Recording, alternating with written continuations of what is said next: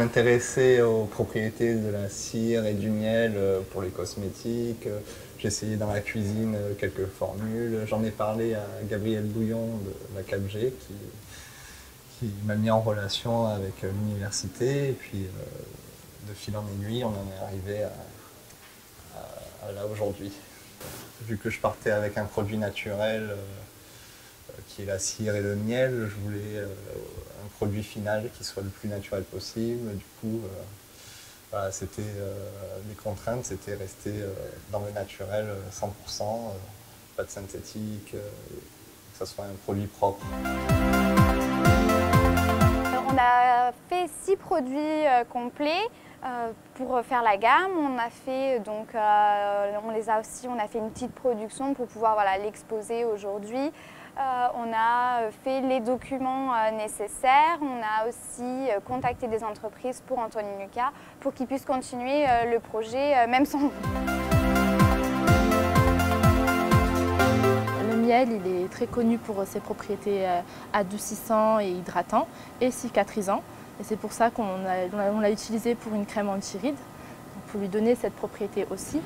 Et la cire d'abeille, elle est connue pour protéger la peau des agressions extérieures.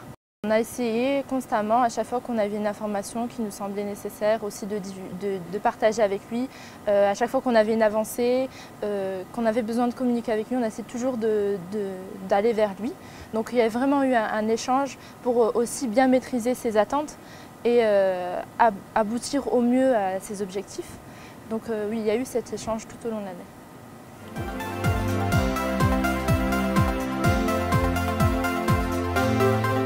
Notre objectif à travers ce type de projet, c'est de faire travailler les étudiants et qu'ils apprennent leur métier de demain. Alors les faire travailler sur le modèle classique dans un laboratoire, à faire des protocoles, ils l'ont déjà fait de nombreuses années, ils sont en Master 2, donc c'est la 5e année, donc c'est un petit peu éculé. Et donc l'important, c'est vraiment de se confronter à la réalité, de vraiment travailler sur des projets concrets qui vont pouvoir encore plus valoriser. Alors les faire travailler sur ce type de projet, ils sont dans le concret, ils ont un projet que à eux.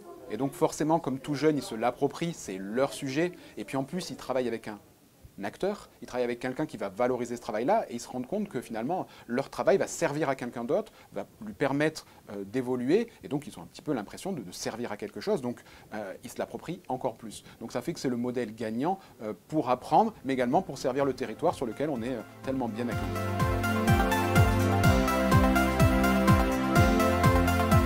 C'est important pour la communauté d'agglomération de traduire chaque année un partenariat avec l'enseignement supérieur. C'est le cas dans le travail que Xavier Fernandez mène ici à la communauté d'agglomération, dans ces lieux.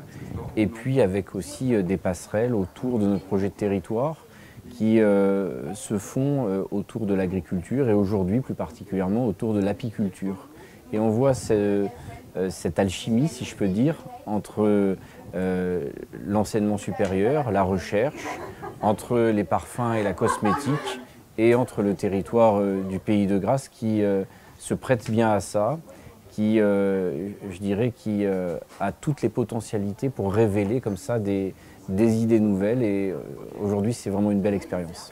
Ce qui est bien, c'est de voir un petit peu ce que les projets à l'origine deviennent et s'ils se transcrivent ou s'ils se transforment dans un projet professionnel. L'avenir des produits est très variable. Des fois, ce type de projet permet à une société, à un porteur de projet, de faire de la veille, de voir un petit peu ce qu'il peut faire. Donc, ça sert un petit peu de preuve de concept. Et puis, pour d'autres projets, on a des réalisations. C'est-à-dire qu'on a des produits qui ont été développés. Alors, on espère demain qu'ils seront encore plus développés, qu'on pourra vraiment, en se baladant dans des parfumeries, en se baladant dans des magasins de cosmétiques, dire ben, tiens, ça, c'est nos étudiants qui ont participé, qui ont contribué. Donc, c'est très variable. Ce qu'on sait, par contre, avec certitude, c'est que ça a aidé un certain nombre et beaucoup de nos partenaires à avancer.